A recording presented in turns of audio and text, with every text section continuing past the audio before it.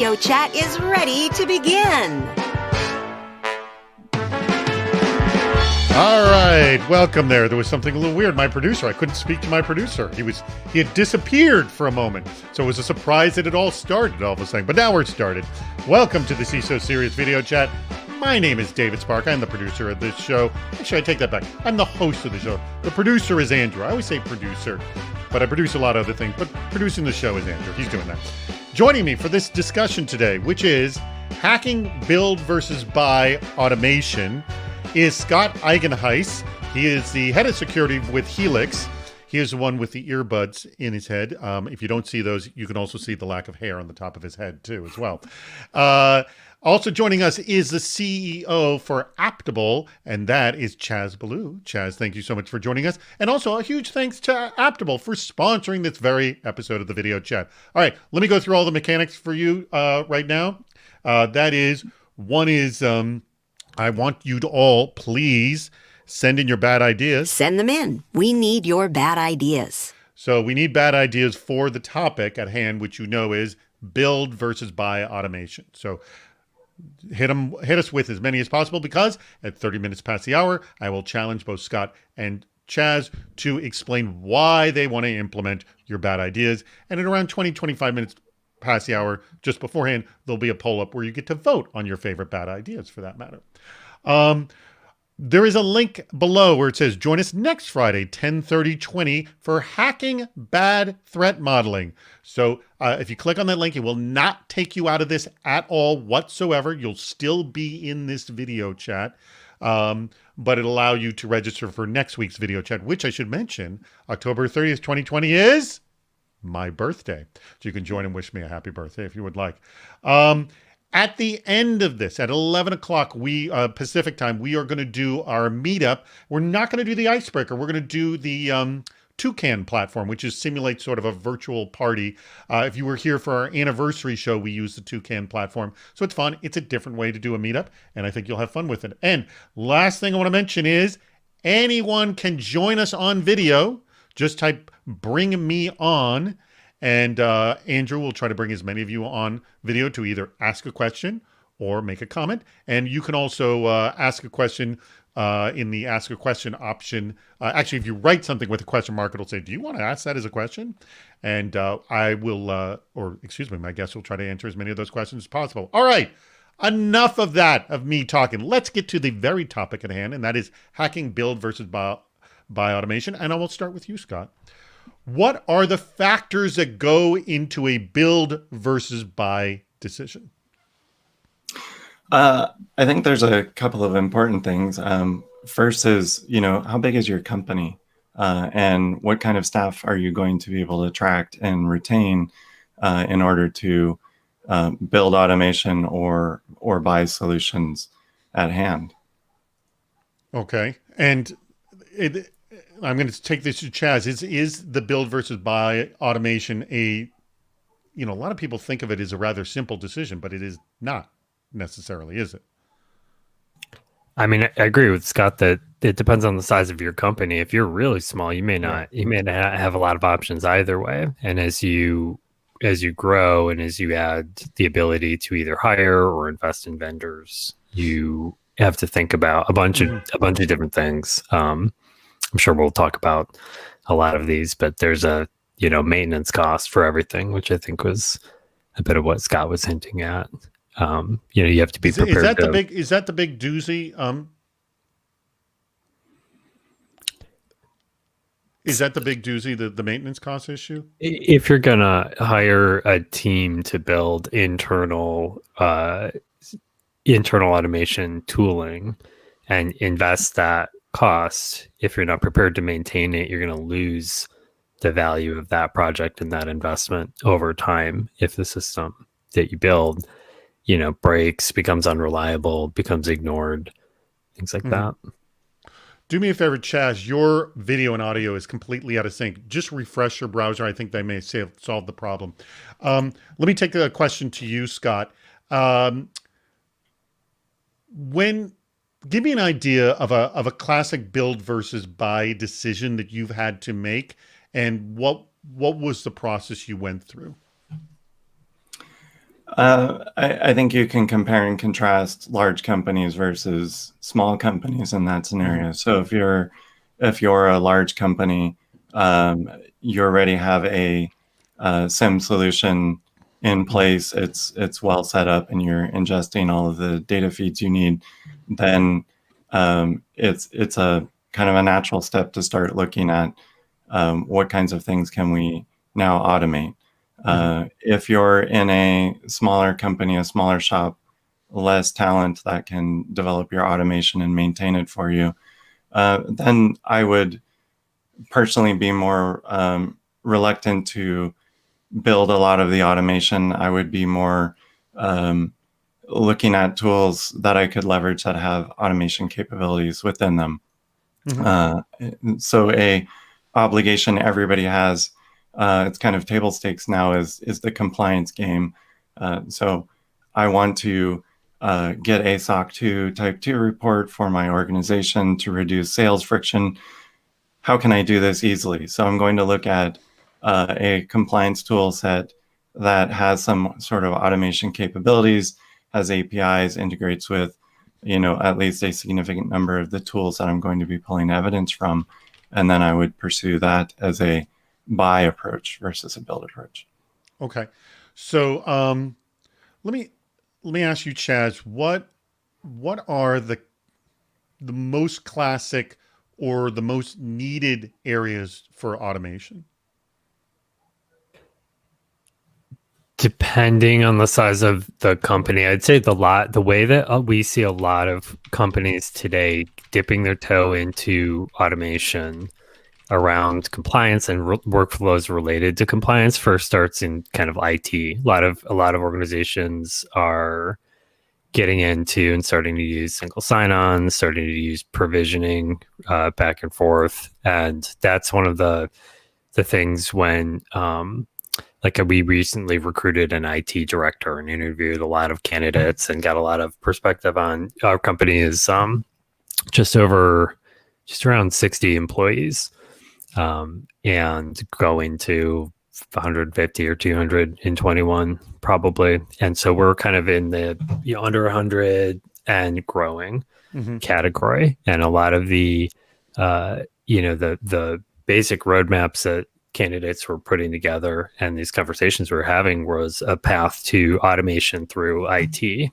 and being able to set that up and then observe that is super helpful. So then you can go through your compliance and check the box and show that you're these controls and processes are in place. But a lot of it starts with just like IT hooking SaaS apps together, hooking your HRIS system up to Okta and starting to do provisioning and stuff like that, using the HR system as a source of truth. That's what I'd say we see most starting with today. Scott, on our podcast, we and I got some questions coming in, but let me ask this one. I can't remember the name of the study, but I think it was from the Ponemon Group, I believe, and it showed this ludicrous stat, and I'm not going to get the numbers correct, but what was happening was there was a great desire to automate, but there was a huge need to hire more staff to be able to automate. And that it seemed like an oxymoron. Like, wasn't the whole point of oxymoron not to get more stress or more staff or stress out your current staff? So when you looked at automation, what did you have to do to your security program, I guess, to prepare for that? I think that you're pointing out a common reason why people can't do lots of things. I can't hire more staff because I'm too busy doing my job. I can't automate because I'm too busy doing my job. Right. So the reality is you have to set up your team for success. You have to communicate to your external stakeholders, to your executive leadership. Potentially part of your initial forays into automation are bringing in staff aug, whether it's consultants or implementation professionals from your tool of choice. But you really have to understand that you're going to set aside some work, low priority work, in order to improve your performance and your ability to respond and manage a growing security program. By the way, Andrew, I just saw that Joe wants to be brought on. I believe he has a question. Just say bring me on, by the way, in the chat room, not actually in the questions in particular. So let's bring Joe on as soon as possible. Just let me know when you're going to bring him on. Chaz, let me go this. Your clients obviously desperately need automation things. What is the stress that you're seeing that they're having that has prevented them from doing it and prior to seeing you? Let's say the stress that we're saying. I'd say that I'll tell two kind of stories or give two examples. One is in talking with customers and doing product discovery for our Comply product. We talked to a lot of compliance directors, security directors, and one pattern that we saw over and over again was in mid-sized companies, 100 to 5,000-ish person companies, where they would hire a security engineer who would report into sometimes the security teams, sometimes the engineering team, usually a security team, and would do things like write scripts, like Python scripts to run weekly or monthly to hit a people directory like Workday or an LDAP directory, and then hit Okta and then reconcile, use some business logic to say, did we offboard everybody? Did it work, right? Like, did we correctly offboard everybody who should have been offboarded? Mm-hmm.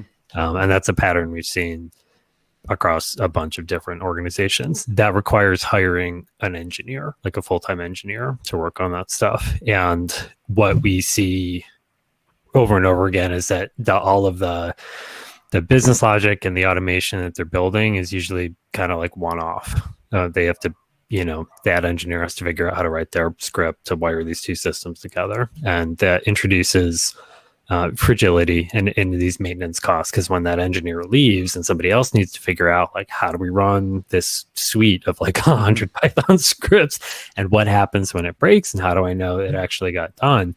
That knowledge is gone. Mm-hmm. And you get like risk. A common practice.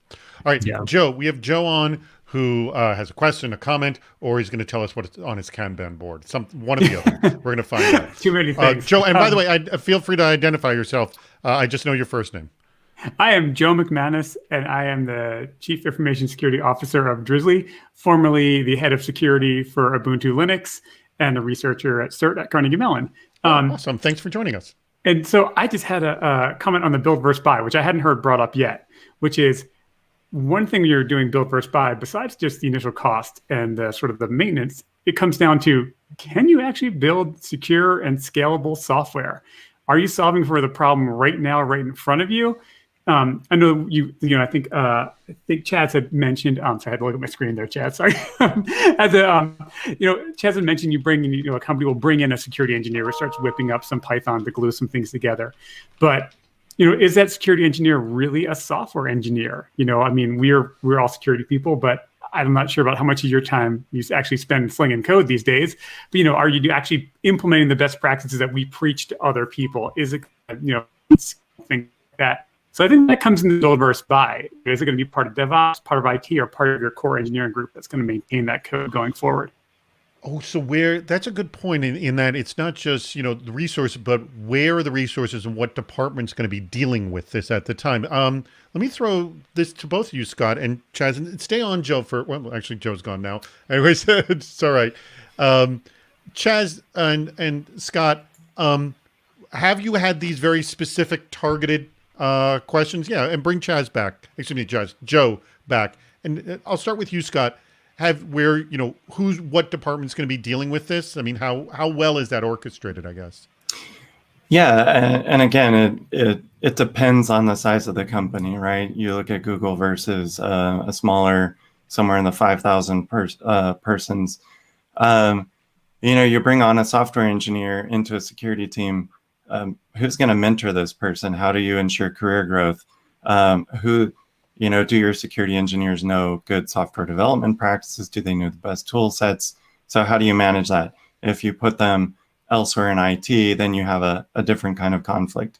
How do you make sure that person is dedicating an X percentage of their time to your needs versus getting consumed in some other IT automation project. So that has been a consideration we've dealt with. I've kind of tried both models, but it is tough. The upside of pushing them into IT or somewhere else in the business is they're usually going to cross-train. There's usually more than one person then who understands the code that's been deployed. There's more people to help support and maintain it. And you're not putting the burden on one individual who will henceforward no longer have any vacations because you can't afford to have security automation break. So, Joe, what has been your experience? Or your audio's out. We don't hear you. Stupid physical mute button on this microphone. I hit it all Go the ahead. time. So I think it depends where you are. If your group has serious engineering skills and engineering chops, and it's more than one person, I think that's key to developing good, robust software. Are they going to be checking it into GitHub and actually making merge requests and PRs? Are they going to run it through Coverity? Things like that. I think it really depends on the size of your organization. I think a single person team, buy it, don't build it. But if it's a large organization and you have the practice in-house, you can investigate a build versus buy. But it really comes down to the software engineering resources inside of your security team. Good point. All right. Thank you very much. We can drop off Joe. I got a question that just came in from Carl Wright. I think this is a really good one. And this goes to the build versus buy decision. And it's more about knowing the vendor marketplace. And so, and you could tell me, like, when because I know you're a customer of Aptable, our sponsor today, if these questions went through your mind, Scott, and Carl says, does the market have what you need? Does it meet and exceed your requirements? If it does not, could it be adapted? So did your thinking go in those lines, as Carl says? Carl's with Attack IQ, I believe. I'll double check. So the general question is, when I went out to procure a tool, did I consider whether it met my needs for automation? And broadly, yes, it does go through my mind. I guess I'm not hardcore on it must meet all my use cases, but I certainly had some primary use cases. So which evidence collection tasks, so we're talking about Aptable Comply, which is a governance, risk, and compliance tool. So yeah, the question is, what is my number one trouble or problem or pain point with collecting evidence? And does the tool satisfy that in a way that meets my needs? And then you kind of work down, a list of use cases, and does it meet them? And so yes, we did pick a tool that met our top pain points for the GRC space. We have Alan Alford, who is my co-host for the Defense in Depth podcast right there, wearing a baseball cap. Does not look like a cowboy hat. It is not a cowboy hat. I was in a hurry this morning. All right. So, Alan, you have a question, something about DevSecOps and DevOps. Yeah, I wanted to ask you guys, in the great DevSecOps versus DevOps debate, we already kind of talked about bringing in other employees and a software dev, airdropping them into the security group. I'm one of the big believers that DevSecOps doesn't deserve its own title, that it should be security should be so well integrated that we don't have to point it out as a separate thing. But I wanted to hear y'all's thoughts on that. When we talk specifically about bringing in different team members and having different types of skill sets on the team, like where are you guys at with that DevSecOps versus DevOps debate? You want to take this one, Chaz? Yeah, I'm happy to talk a little bit. I'll talk about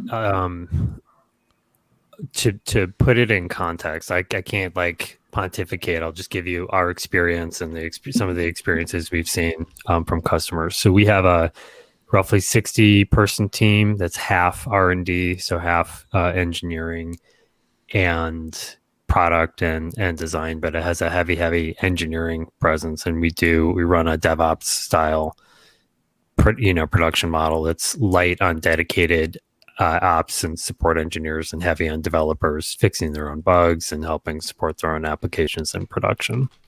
And the way that we think about security in a secure software development lifecycle is just imprinted into the operations of the engineering teams, and there's no extra. I don't know. It's all sort of one system, I guess, the way that we think about it. So what I think about, like, what makes this real, when we onboard engineers and we get imprint that, like, here's how building stuff works at Aptable. Here are the things you got to go through.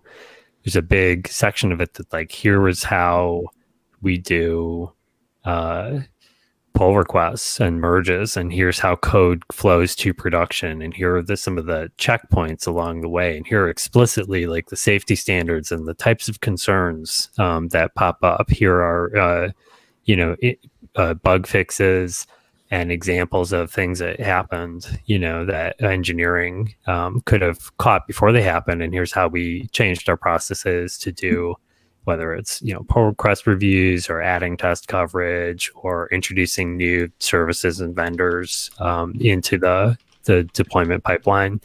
That's a lot of the that's all cooked into engineering at Aptable. And I think that kind of, when you think of like a unified DevSecOps model.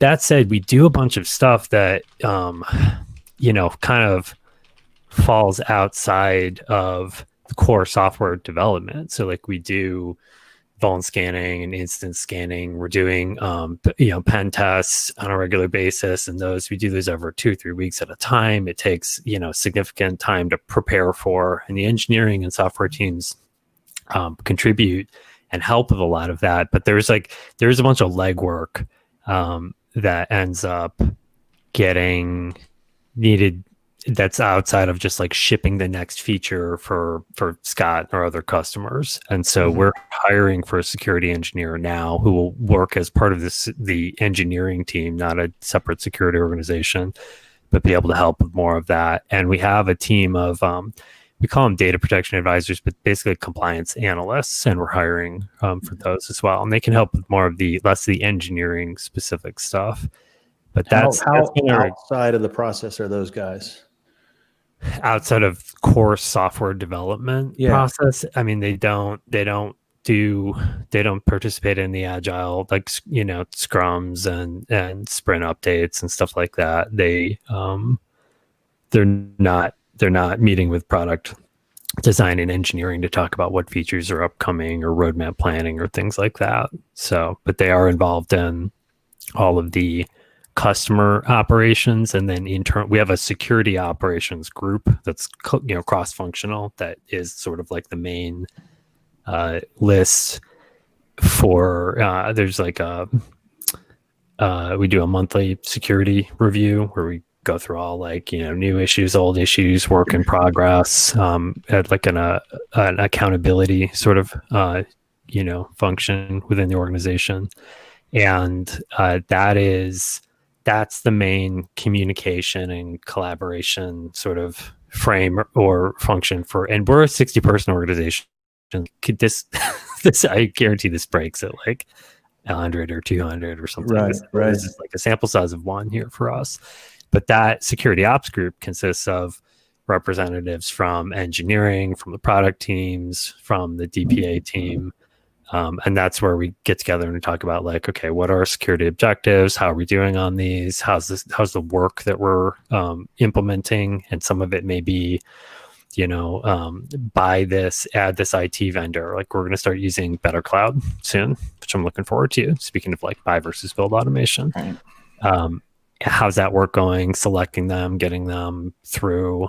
Or it might be something like we recently extended our how do I explain this with a lot of context? So we have a couple products, but one of the things that we decided a year or two ago was to add a second layer, and a couple companies have done this. There's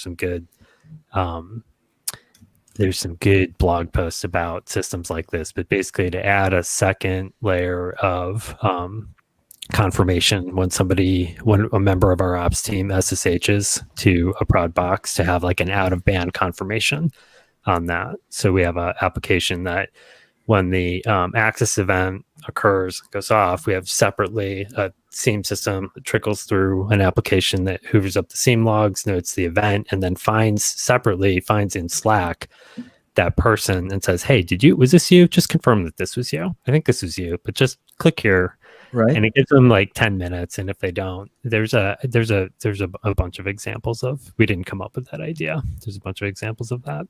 But we Cool. recently like extended that. And that's something that the software engineering team did as like an internal tools project. So I'll stop there. I've been talking a bunch, but those are some examples of how we've seen software engineering and security intersect in a 60-person company. All right. Let's drop off Alan. I want to bring on Siva. We also have some more questions to ask. I believe Siva has a question or a comment. Bring Siva on. And we are in 5 minutes going to be doing our Department of Yes games. So the poll is up. If you haven't voted, please vote. There are a lot of bad ideas in, a whopping 40, I believe, so far. Some of these are good. So get ready, by the way, Scott and Chaz. You will need to answer these as quickly as possible. Let me also remind you, click the link at the bottom where it says join us next Friday, 10:30 for Hacking Bad Threat Modeling. That is going to be our next week. We're going to have a really, really good discussion about threat modeling next week. So please click on that. Remember, it does not take you out of this chat. We have Siva. Siva, where are you calling from? Hey, guys, pleasure. I'm from area, Santa Clara. Okay, awesome. Well, you're not far from me. All right, do you have a question or a comment? What do you got? So, firstly, a comment, right? A lot of good information. You're sharing, quite a bit. But one question that is missed, I believe, is what are you trying to solve from automation? That is like the question number one, right? Categorizing the problem itself.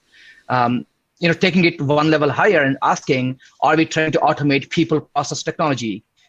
Being an ex-consultant, I've seen large companies spending millions of dollars on trying to automate something that they can never automate, right? Purely because they're trying to solve a people problem using technology, right? Mm-hmm. On the other side of the horizon, I have been at large companies where we spent millions of dollars trying to automate certain things, only to realize that we are trying to solve a problem that a vendor has already solved, right? And it would save, a lot of money and man-hours just to get the vendor in.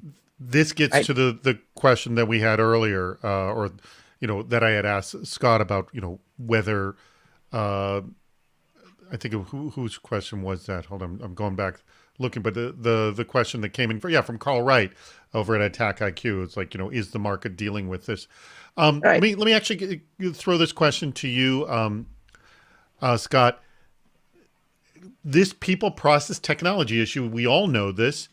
How do you look at it when you're automating? And by the way, because I know vendors sell this all the time, have you truly ever automated and eliminated staff members or reduced work hours as a result, Scott? Not so far, but it does allow you to pivot your team to higher value work. Right. That I believe. But you don't go, oh, we automated, now we don't, I'm laying these 3 people off. That never happens, does it? Not in that. Not in my personal experience, no. No, okay. I don't know. By the way, to the chat room, has anyone ever done that? Because I don't think that's ever happened. No. See, if I may, right? Yeah, go ahead, Siva. Once you have a rec open, you are never going to close the rec. Because getting a rec is so hard, right? It's like a prized possession. Once you have it, you want to repurpose it in you figure out more work for the person than letting the rec go. Mm-hmm. Yeah. Yeah. I think the fundamental question you asked is, where do you start? You start with the boring work. I think if we look at any number of studies around the TSA, looking for risky items in your luggage, it's boring. It's boring work. And boring work is error prone. You have to have checklists or all these kinds of things to make sure people are following the steps you've defined. So you pick a well-defined, boring process and you automate it. You're looking for high fidelity alerts that you always know what needs to be done. You're looking to automate the ingestion ingestion of security intelligence into your detection or protection prevention mechanism. So, hey, somebody registered a new lookalike domain. What am I going to do with this? Is there an MX record associated with that? You can automate those functions and you automate the response. If you rely on people to do that, they get bored, they miss steps. Next thing you know, you have a phishing attack because you failed to act on basic intelligence that you could automate your response to. All right. Well, guess what? We just got a call that just came in. Hold on a second. Hello, welcome to the Department of Yes, where no request is ever rejected. All right, that means we are playing the Department of Yes game right now. Scott, Chaz, you know how this works. These ideas are really bad, but the audience wants you to implement them, and you work for the Department of Yes, so that means you can't say no to anything. So I'm going to start with you, Scott. Here it is. The bad idea, feel free to pipe up if this was your bad idea. And that is IKEA version of automation. And by the way, we have something similar to this I'll read later. IKEA version of automation, only pictures for the instructions. Why is this a good idea? And by the way, I know the answer to this one in my head. Why is this a great idea, Scott? Yeah, this is the part I was dreading. It is a great idea because, we have a lot of people who are visual and kinetic learners, and they are underserved in the security space. We need pictures. We need more than just text, because I fall asleep reading some of these long run books and then I miss steps. So pictures all the way. Good answer. Chaz, answer this question. Why are we doing an IKEA book? IKEA instructions, all pictures.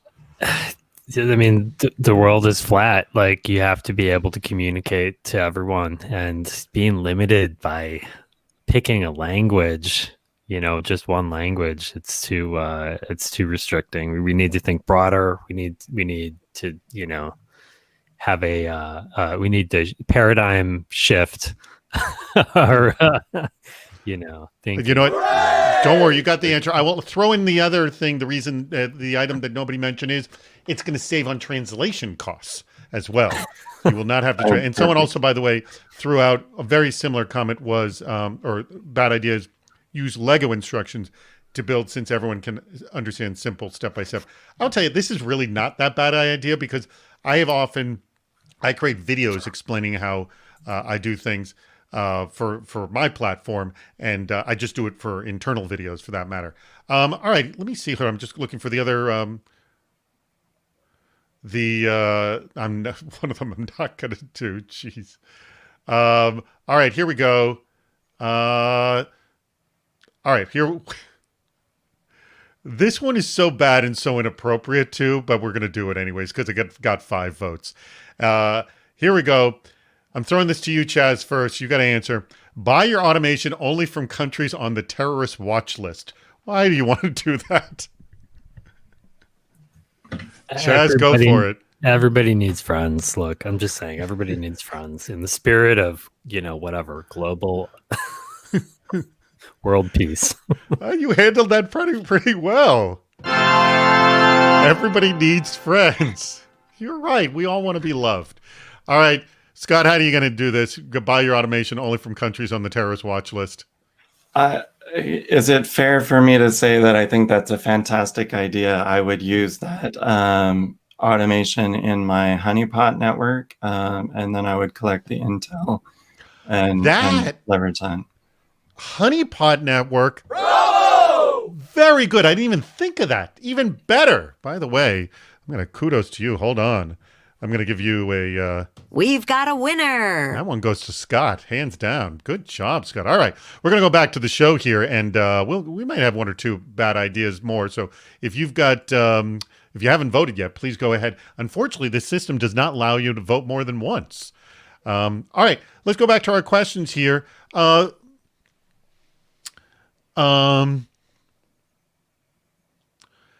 Okay, well, this goes back to the core question. Bryn is asking a core question, and I'm kind of bringing us back to the beginning of the show, but it would be great if we could have a sort of a quick, simple answer to this. And they ask, what are the main factors to consider in the build versus buy conversation? How do you know it's simpler, not necessarily easier, to build if there's a small vendor somewhere that's doing exactly what you want perfectly, but you don't know about them? And well, discovering that, just requires a lot of Google searching and asking of friends, I'm assuming. But like, how much searching would you do, Scott, to look for a solution? Well, I was told I was an analytical type early on, so I could probably search for years, but I've trained myself away from that. It kind of looks at you have to understand the ROI, so I wouldn't spend a lot of time on that either. But what's the return on investment for automating this, and how much do I think it'll take me to do it if I'm not aware of a vendor off the cuff, and then go for it if you haven't. And do you go to your network of other security professionals, go, hey, is anyone using a solution for X out there? Or like, I've got this problem. Does anyone dealing with that either internally or use a vendor? I mean, and how often have you had support in that way? I think that's a good resource. I mean, it's probably the one and only reason I still go to trade shows on a regular basis.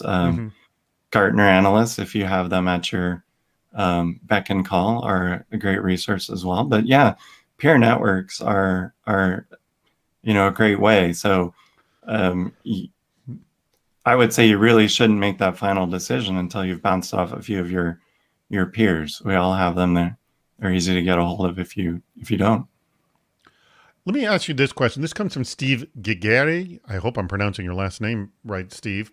For you, Chaz, when looking to buy, and I'm going to ask you this obviously from a vendor standpoint of how you sort of prove yourself, if you will.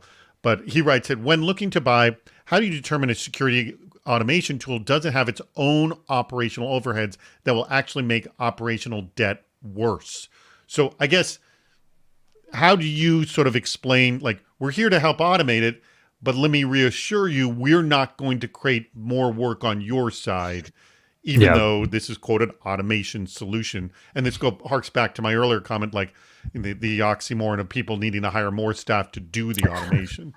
I really want to hear, like, Scott, you worked at RSA for a bit. I want to hear some of your experience around this. The kind of compliance automation that we build and sell is for like 100 to 5,000 person companies. That's kind of our sweet spot. And for that, we're always selling directly to the team that's going to implement it, and they can kind of see for themselves, like, oh, this is how this works. This is how we're going to use it. They're not getting into a situation where it's like, oh, this is something like, I don't know, like a huge Archer install or something where you're going to have to have a separate GRC team running this, the software and all of the business processes associated with it. Usually in the mid-market, what we see are teams of between 2 to 10 people ish, depending on how they staff security and compliance and all of that.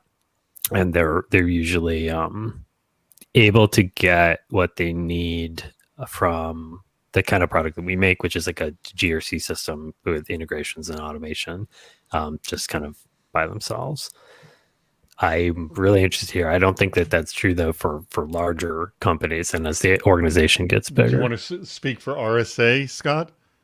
I won't speak for RSA. I'll speak generically that you're going to spend your time somewhere documenting your controls, understanding who owns your controls, requesting evidence from the control owners.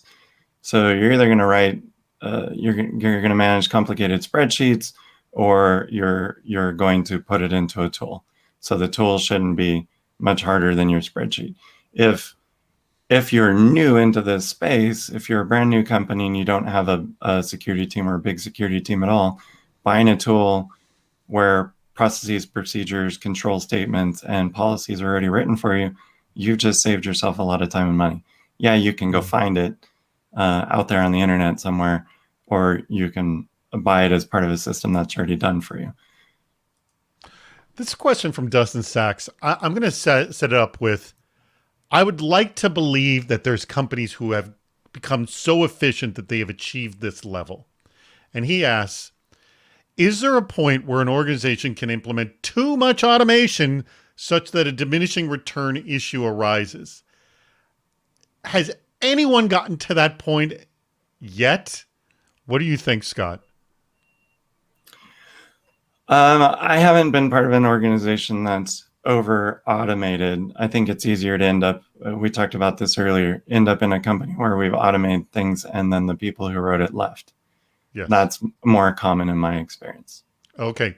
Chaz, have you, I can't imagine there's a situation like this where we're running like such a well-oiled machine that, heck, it's not worth it for us to automate anymore. I mean, that just seems sounds bizarre. like a great. I would love that problem. Yes. That sounds like a great problem. Well, the thing that I have seen is, engineering teams choosing to or wanting to implement something because it's fun or because it's interesting or because they get to work with a new system or a new language, and it's maybe like not the thing that's going to move the business forward the most, and sometimes that touches like automation and security stuff. So there could be a willingness to maybe do something for other reasons rather than like pure, risk reduction or business value or whatever. I don't think that's a surprise to anybody, though. But I've never seen somebody cross the point where they wish they had less automation. Yeah, I can't. There's such thing as like doing a bad project or a project that just like was kind of a waste of time or something. But and we've all done that before, I'm sure. All right, we haven't talked about open source because that, I believe, goes into this discussion of, and I guess that's, that falls under the build category, because if you're going to build, you're going to, I'm assuming, start looking for some open source solutions.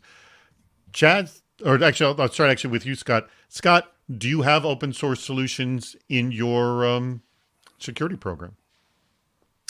I think we've taken, in previous roles, we've taken tools that were off the shelf open source. I'll just throw out DNS Twist for an example. And then we've wrapped some automation around it and made it a more robust tool that solved a lot of our immediate pain points.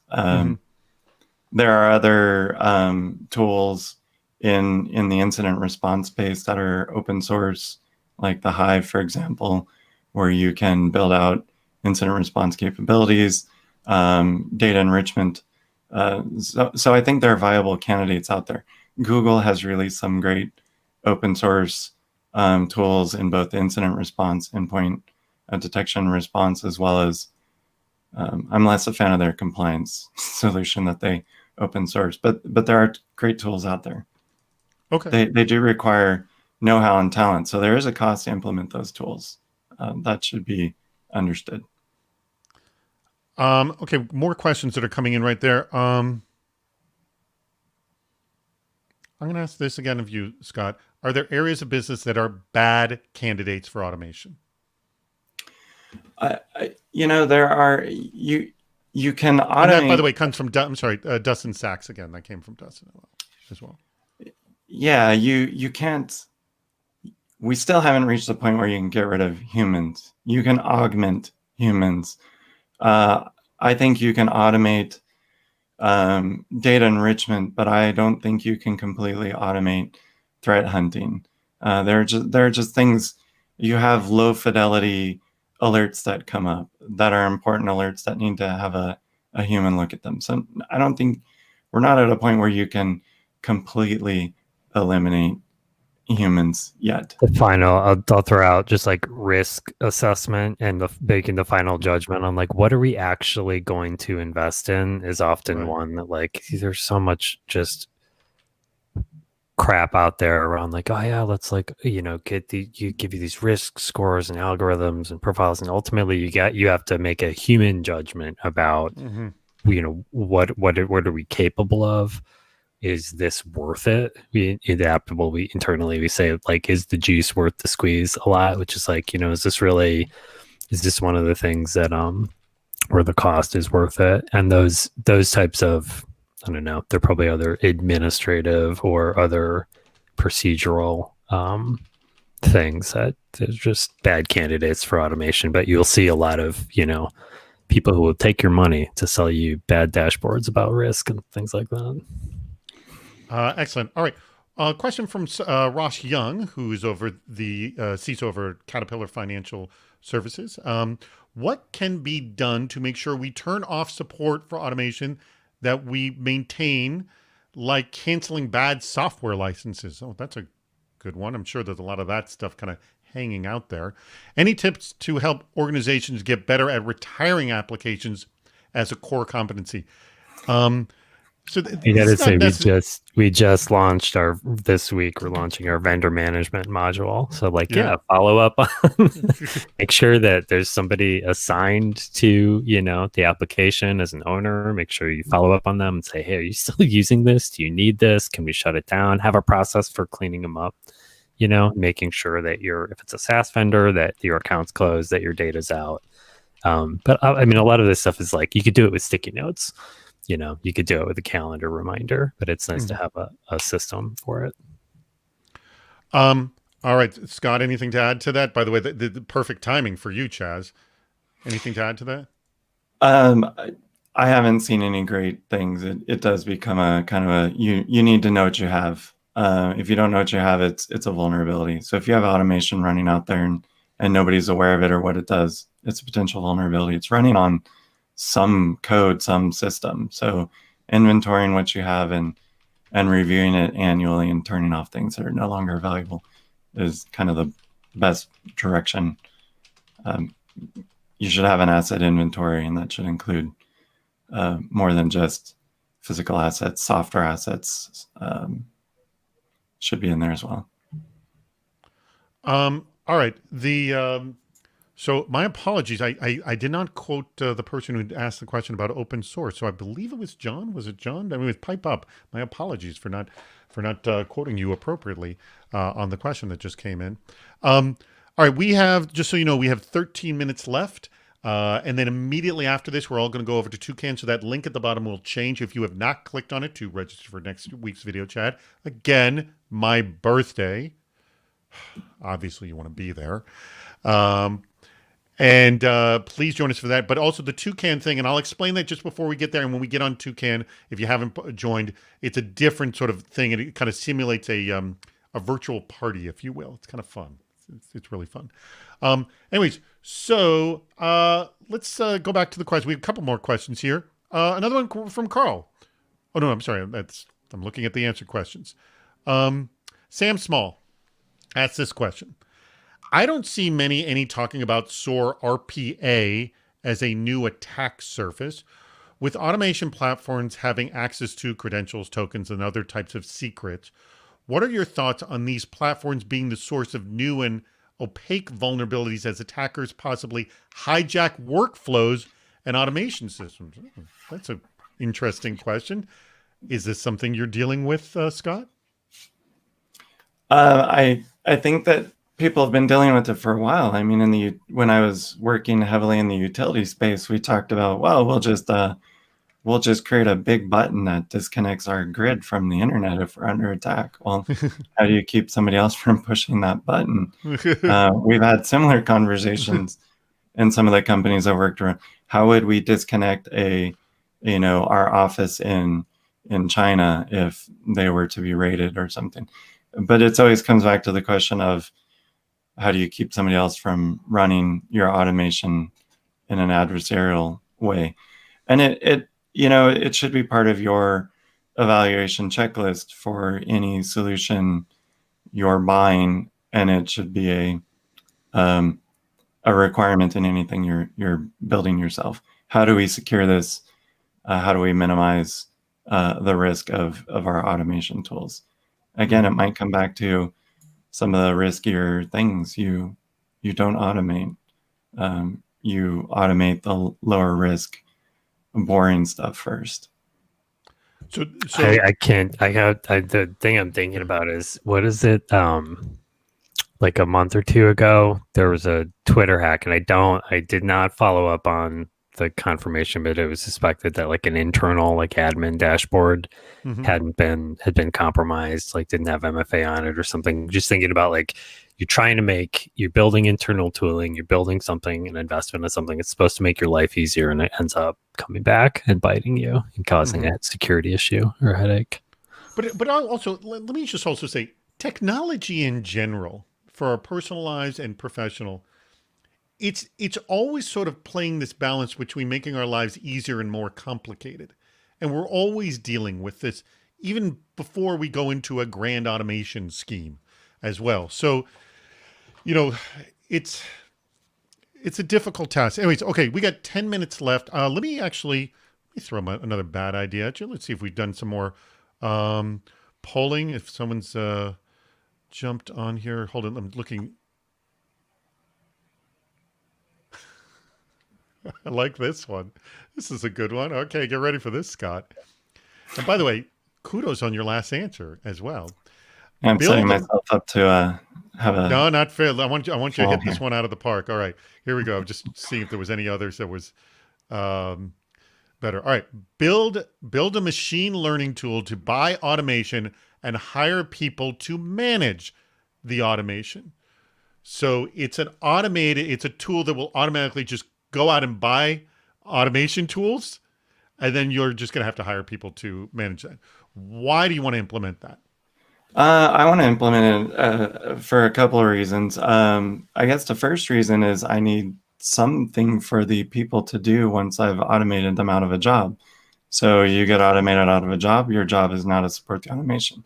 I think that is, make sure we keep everybody gainfully employed, as well as providing people incentive to continue to be useful. All right. I don't know exactly the path of how that's going to happen, but I'm going to still, regardless, I'm going to give you kudos on it. Yes! All right, Chaz, build machine learning tool to buy automation, and then you'll hire the people to manage that automation. I'm just ready to vote for Scott. It's the jobs platform I want.